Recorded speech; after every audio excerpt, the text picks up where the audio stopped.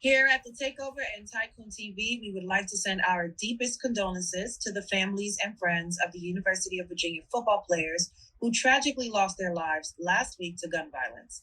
Today's show is dedicated to Lavelle Davis Jr., Devin Chandler, and Deshaun Perry.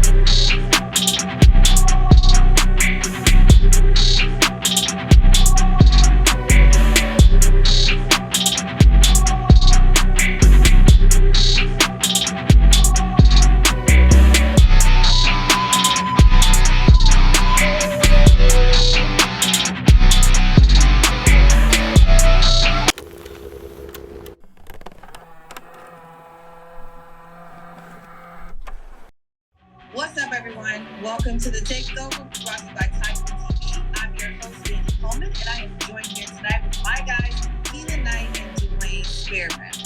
So, today we have a lot to talk about. We are talking about the big matchup between Ohio State and Michigan.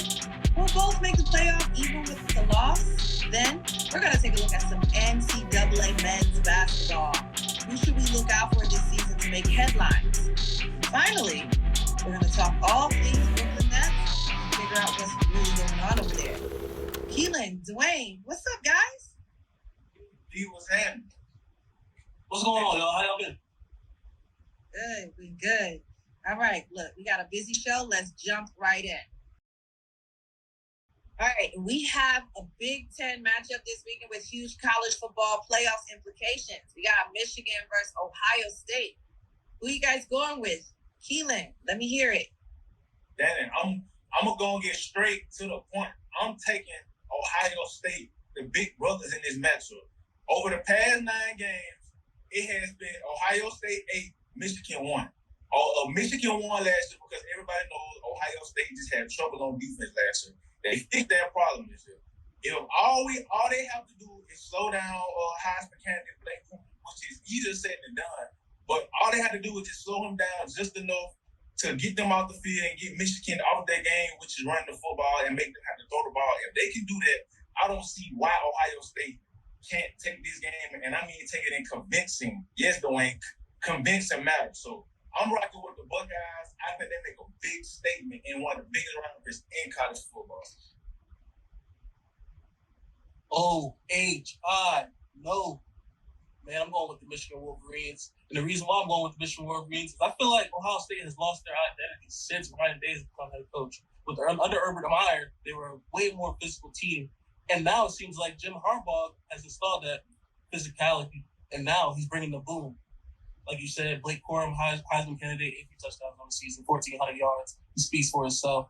But also a dual threat quarterback, as a J.J. McCarthy.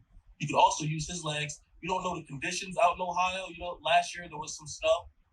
So I expect J.J. McCarthy to be in some RPOs and be able to be effective. I'm also looking at Ronnie Bell. He's the leading receiver in catches and yards. He's definitely a deep threat. Ohio State's corners haven't been consistent this year, so I expect them to take a lot of deep shots and test these corners. I'm going with Michigan. Well, one of these teams will lose this weekend. That's a fact. But even after their loss, Duane, what are their chances of making the playoffs? The chances aren't great, to be honest, just because a lot of teams have lost already. And what's better than a loss to a number 2 or number 3 team? You know what I mean? On your resume, that looks really good. You can't really be penalized for that because their body of work speaks for itself throughout the season.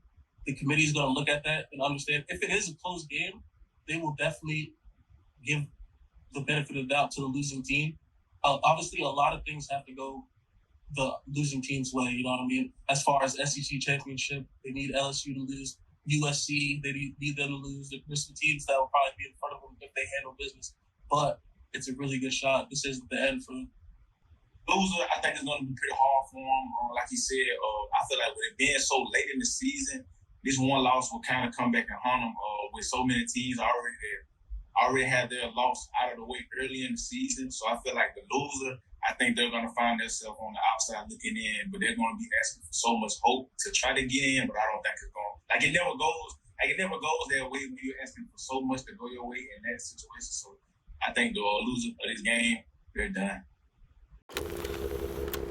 All right. Well, I think it's a lot of people's favorite time of year when it comes to football. It is Turkey Day this week, and that means there are a lot of NFL matchups on TV all day. Quite a few big games on the plate.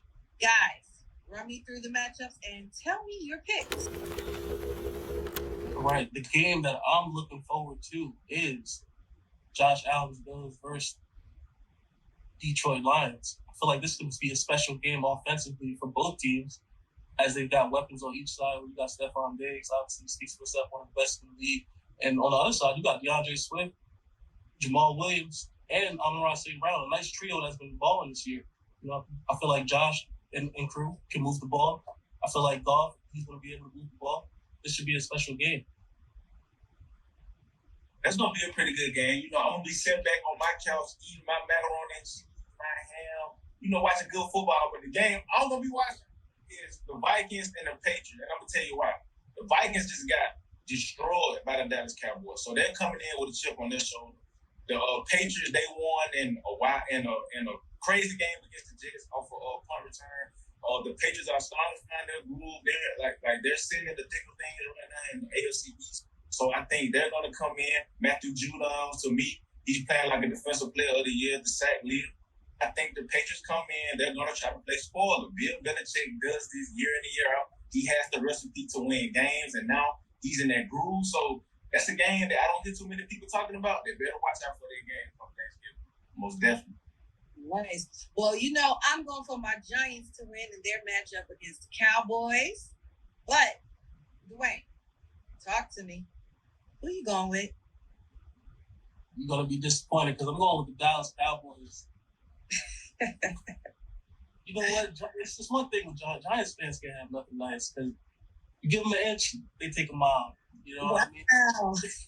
You know that team is not that talented. Dallas Cowboys are coming off a dominant victory against the Vikings. I expect that defense to be up to par still. And I feel like they found a formula on offense as to running the rock with Zeke and Tony Pollard. A nice dynamic duo, thunder and lightning. And Dak, you know what I mean? He's going to make throws at the end of the day. I wouldn't put the game in his hands, but as a game manager, I trust Dak. I'm going with the Cowboys. Wow. I don't see how he sits here and makes that bold statement. He says the Giants are that they're not a good team. First of all, defense wins championships, right? And I got two stats for you, brother. The Giants right now are second in red zone defense. They're second and third down defense. So that shows me that when you get in the money zone, they know how to get you out the field and hold you to field goals or not get points at all. Third down, what you call the money down, they know how to get off the field. So those two categories, them being a top two team and those two categories on defense is why I feel like the Giants will win this game because I'm not a believer in that person. I'm just going to put that out there. I think he's okay. I don't even think he's a top 10 quarterback. So he's going to have to show me. And if you look back to that week 3 game, Dallas, they set Daniel Jones 5 times. They made him throw an interception. I feel like he couldn't really get in his rhythm. If they could just find a way to contain Michael Parsons, double team who they got to slow him down, the Giants can win this game, man. The Giants can hold that. I'm watching this game closer. One question, K Boogie. Talk to me. Who are the Giants receivers? Is it Bill from UPS? Because it seems like I don't know who's catching the ball for me. It don't. That's the reason why Daniel Jones is struggling. I don't know who's getting the ball from Daniel Jones. Nobody. That team is led by defense. When you play defense, the way they can play defense, it don't matter who's playing receiver. It don't matter who out there. You can put my little sister out there. Hey, if they playing defense like that, they're gonna win. They're gonna have a chance to win the game. I tell you that. We gonna see, bro. We gonna see now. Okay. Oh, wow. All right. Well, don't go anywhere because when we get back, we're talking NCAA men's basketball. Lots to cover. Stay tuned. We'll be right back.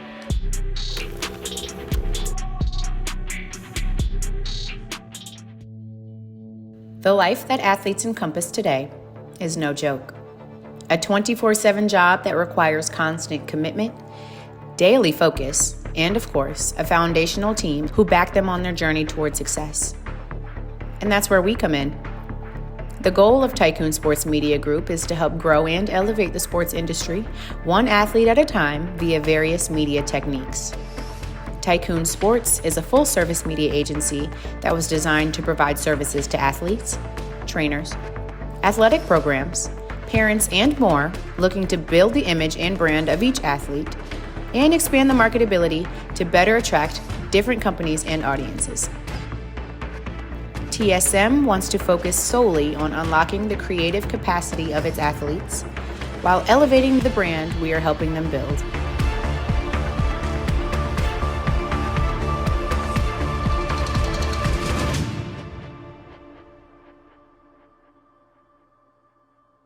We're back, and NCAA basketball is in full force. We've already had some great matchups between top teams in Duke and Kansas, as well as Gonzaga and Kentucky.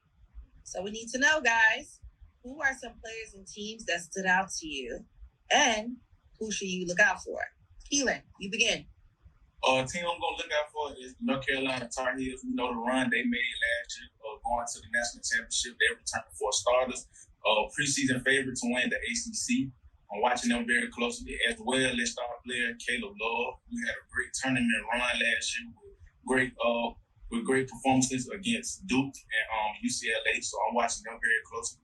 I'm also watching Big Blue, Kentucky.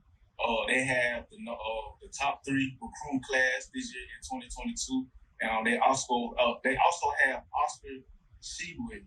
He is a monster. He's a monster on the block. He's the reigning player of the year. Last year, he had 17 points and 15 rebounds. The first player to have 15 rebounds in the last 4 decades. So if he can do what he did last year, this year, which he's starting out pretty good so far, if he can repeat that performance or somewhere close to it, I feel like Kentucky will be a very, very, very dangerous team, especially from tournament time.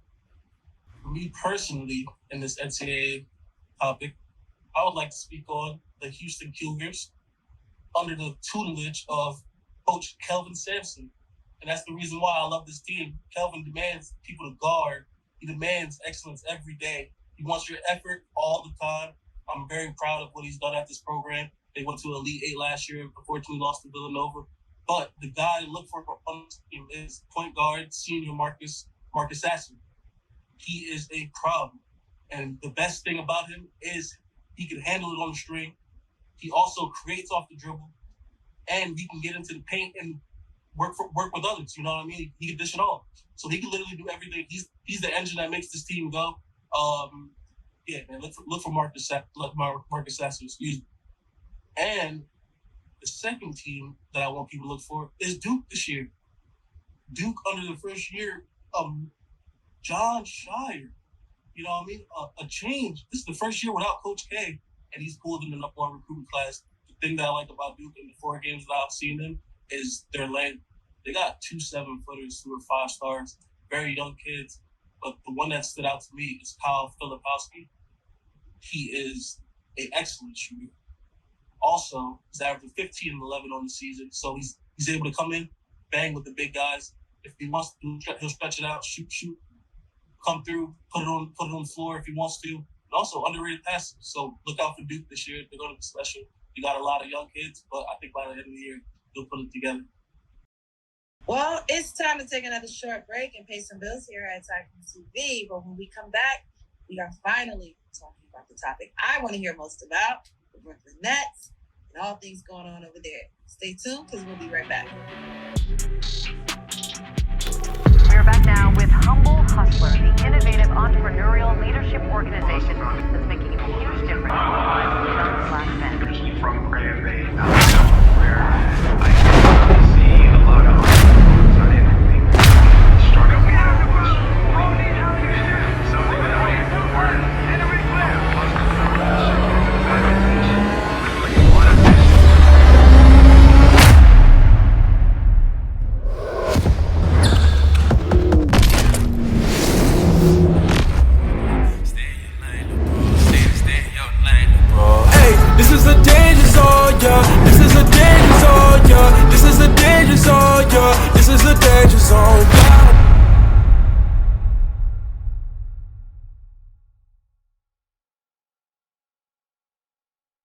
And we're back. You guys know I'm a New York girl from Brooklyn. So before we get out of here, we have to talk about everything that's going on with the Nets because there's a lot going on over there. We could talk KD, Ben Simmons, Kyrie, the new coach. Keilan, talk to me.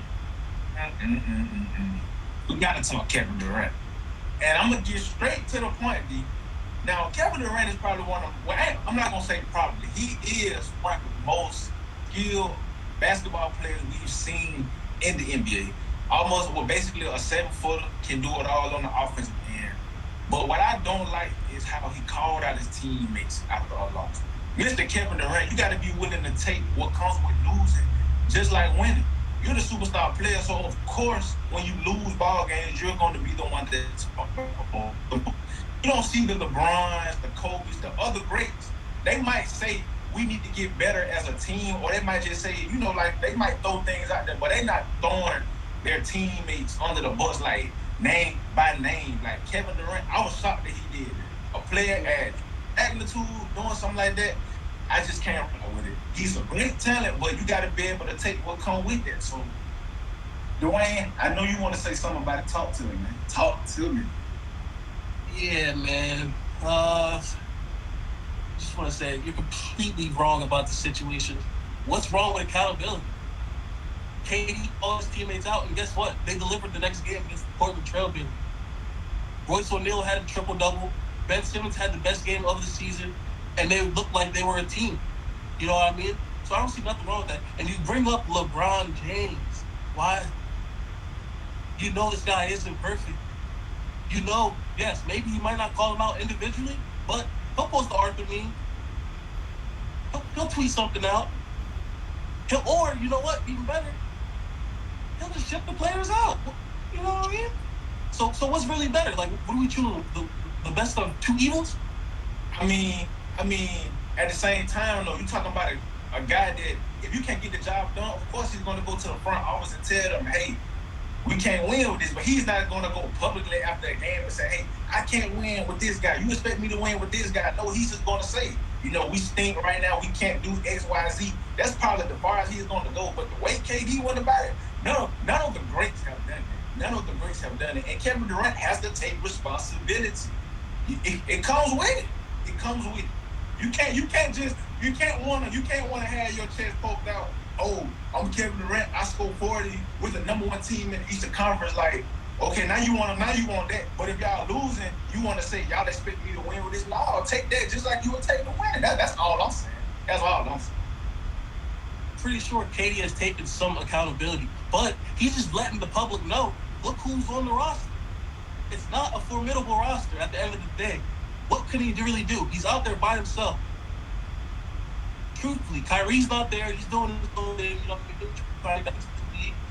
But KD's by himself. I kind of understand it. It just feels like, hey, I'm out here by myself. So I'm gonna keep it real with y'all. This is what I'm working with. Let's put it in perspective.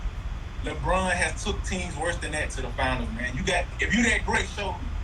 If you're great, show me. That's a perfect opportunity for Kevin Durant to show why he should be great. All the great ones look at it like, you know what, this is an opportunity for me to show, hey, why not let me add on to my great resume right now? Let me go ahead and take a team that doesn't have any business winning games. Let me put them on my shoulders and show why I'm that guy. Instead of, what does he do?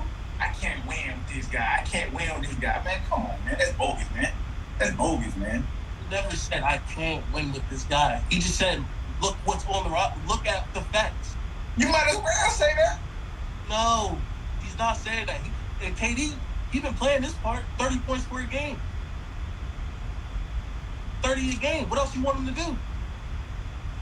Man, it's still, man, take accountability. That's all I'm saying. Just take accountability, KD. You know, take the good with the good and the bad with the bad. That's all I'm saying. That's all I'm saying. That's crazy, man. Well, they also have a new coach and Kyrie's back. Talk to me about that. Do you think this is going to make them better? Like, where we at with it? Talk to me. Duane, you got a lot to say. You know I do. So, Jacques Vaughn came in. He has a 5-4 record right now, but what I've noticed the most is he's cut out a lot of the fat as far as rotation. He's got his 7-man rotation right now. and that's it. You know what I mean? The guys that are playing the way they're supposed to play, they are going to get burned. And to me, he's putting KD in the best positions to be an effective player. I've seen him on the post. I've seen him coming off pin downs. I've seen him handle the rock at the top of the key. So as far as the difference between him and Steve Nash, I've seen the adjustment made already. I think Jock deserves some time. And as Kyrie comes back, this team should be able to gel a little bit more because it's a 25-point per game scorer. Kyrie, he's one of the best guards in the league. They will figure it out. I truly believe that. You're telling me that you see improvement on a team that gave up, less than a week ago, they gave up over 150 points to the Sacramento Kings? Sacramento Kings, you think Jock Bond is the answer. And when that was like his third game, I believe, being a head coach, he gave up over 150 points. You can't win with that. They should have went and got my guy from Boston. They should have went and got him, Udoka. They should have got him because I feel like he's a way better coaching candidate than John Bond. You talking about a guy that took the Boston Celtics to an NBA championship in year one. He was thinking that he would have set something in stone. Right now, Brooklyn does not have any type of identity. Let's just put that out there. You have KD going for 30. Kyrie's going to come back where he's going to give you 25 and maybe 30. Other than that, they don't play any defense.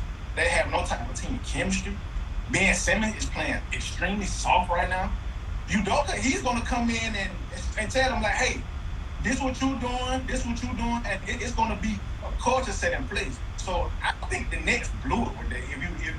If you want my opinion, they blew it. They had a chance to go out there and get a guy, and they missed out on it. I understand what he did. They were probably speculating, with his situation in Boston. But I think, hey, it happens in corporate America. It happens at 9 to 5 everywhere. What he did, everybody does it. I'm not saying he did was right, but it happens.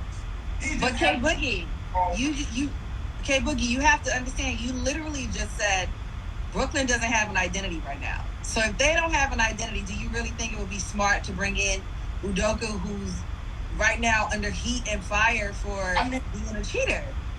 I mean, see, you look at he would overpower everything that Brooklyn needs to do to get good attention on them right now. Everyone would be looking like, he's a good coach, but I mean, you got a point, D, but I feel like if you want to win games, I feel like at the end of the day, they're trying to win basketball games. Like, at the end of the day, he did something that I feel like pretty much every team in the NBA is doing. It just happened to come out to the public. I think you get a guy like that. I think he learned from his mistake. He knows not to do that again. I feel like, sometimes stuff happens and you learn from your mistake. Him being on blast to America like that, he knows the next job I get, let me come in. It's strictly basketball. I'm not having nothing in-house or handle my business, be a coach, and all that other stuff. I got to do that outside of the facility. So I feel like he deserves a second chance. We're all human. He messed up. Give my guy a second chance, man. And whoever gets him is gonna love what he brings to the table. I'm telling y'all that. Whoever gets him gotta watch their wife, bro. At the end of the day, whoever gets him gotta watch their girlfriend. That's what they're gonna take from the building. And I want to thank you, Danny, for being on the right side this time. I know me and you got our differences, but it's just good to see you on the winning side once in a while. Grass is greener over here. She was just as guilty as him. She had a husband and it was consensual. She was just as guilty. So you can't put all the blame on my guy Udoka. She was just as guilty as him. So if anything, she should have said, no, I have a husband if you want to take it that far. Exactly, and that's exactly why he didn't need to come to Brooklyn, because he has so much controversy around him right now. People wouldn't be paying attention to any of this. They'll be like, oh, wait, the cheating coach, and that would continuously be the headline. But you mentioned Ben Simmons. Someone mentioned Ben Simmons not doing well. Yeah, he hasn't really, lit up the headlines this season, but I have faith in my guy that, make a comeback and become a standout player to watch. But Duane, talk to me. What are some of your NBA standout players so far? First guy I would like to shed some light on is Luka Magic. 34 points per game, 9 rebounds and 8 assists, doing it all again. I feel like he took that Western Conference trip, took that summer, motivated him, and now he's come back better than ever. He's showtime. You know what I mean? When it comes to Luka, who doesn't love watching him? The way he attacks the rim, the way he uses angles. You know, he's not the most athletic guy, but his IQ is so far ahead of everyone else. It's just a beauty to see. So, Luka, I want to give you a shout out, my brother. Keep working, man. That's a good one. That's a good one. You know who I'm going to shed light on? I'm going to shed light on Stephen Curry. Right now, you want to know his numbers? He's averaging 32 points per game, and he's averaging 5. He's making at least 5 threes a game. When we look at Stephen Curry on TV, you know, he's a 4-time champ, 2-time MVP, Finals MVP. You would think the natural, you know, most guys would be like, hey, what do I have to go out there and prove at this point? I'm the best shooter of all time. I have all these accolades, but Steph Curry is out there playing like he has something to prove night in and night out. And I love what I'm seeing from him. He's playing like a little kid, like he's playing like, hey, I haven't won anything, so I'm very, very excited to see how he can continue to do this, especially with it being so late in his career. Don't forget Steph on the back end of his career, so I hope. Yeah, me personally, the second guy that I would like to bring light to is Shai-Gilgeous Alexander out of Oklahoma City. This dude has taken his game to another level after 24 and a half last season and saying, no, that's not enough. I want more. And now he's averaging 31 points per game. He's literally carrying OKC on his back. He's a walking bucket. He can get in a multitude of ways. Shai-Gilgeous Alexander, man, welcome to the party of the elite. This guy right here, this is a personal one for me. I'm a Lakers guy, so you probably know where I'm going. Anthony Davis, man. He's averaging 25 a game right now, but I'm not even worried about what he's doing on the court. It's the fact that we played 14 games, and out of 14, he's only missed 1. That is a great sign for Los Angeles fans because Anthony Davis is showing that his durability is going to, get better, right? And he's showing when he's on the court, he's being dominant. Like his last 2 games, he had almost 40, and he had, I believe, 37 points. So those 2 games are showing me that, hey, AD is still that guy. As long as he can stay healthy, we have a monster. We have a monster with AD. So AD, keep doing your thing, big fella. I'm loving what I'm seeing as a Laker guy. I'm telling you, I'm loving it. And the guy I would like to bring up is actually a rival of the Lakers. It's Boston Celtics. They average 30 points per game this season. But the most impressive thing to me is he's averaging career high in free throws. I thought that was the weakness in his game is he wasn't aggressive enough going to the rim. He was kind of shying away from contact. This year, he obviously didn't have the NBA Finals that he wanted. He went in the lab this summer and realized he got to be aggressive and take over. 30 points per game. Jason Tatum leading the number 1 team in the league, 13-3 Celtics. Shout out to Tatum, man. Okay. Another guy I love, and I was on him after last season, Devin Booker. Right now, he's having 28 points per game, and he's doing it with Chris Paul. He's out of the lineup. My main thing with Devin Booker was, can you carry this team? 2 years ago, you threw a 2-0 finals to Milwaukee. Last year, I don't know what happened to him in the playoffs. It seemed like he went missing, but this year it seems like he has a chip on his shoulder. He's out there carrying that team. I love the energy that he's playing with. The one game they played against Golden State, he's out there chirping that Clay. I like to see Devin Booker get technical fouls because to me it seems like this year is personal for him, and he's finally playing with that dog. He's not playing like a light skin. He's playing with that dog, and I love it. I love it. Yeah, another guy that I would like to bring up, who he personally just slandered. He might not be the leader you want, but as far as actions on the court, he's one of the best scorers in the league. It's easy money sniper Kevin Durant. KD is averaging 36 and 5 this year. It's special to see this dude score at this level still. He's still one of the best in the league, man. 3-pointers. And I know you've seen that game against Washington when he had dudes shaking like a stripper. I know you've seen that. One of the coldest takes ever, man. It was crazy. He had to fall down to his knees like it was Keith Sweat. I was like, whoa. Boy, you still dangerous. KD, man. Shout out to the Bulls. I mean, KD doing this thing, hopefully he'll stop whining in public, But I like what Trae Young is doing. Trae Young right now is averaging 27 points per game, 6 assists. Them bringing DeJounte Murray along with him, I think has taken pressure off of him.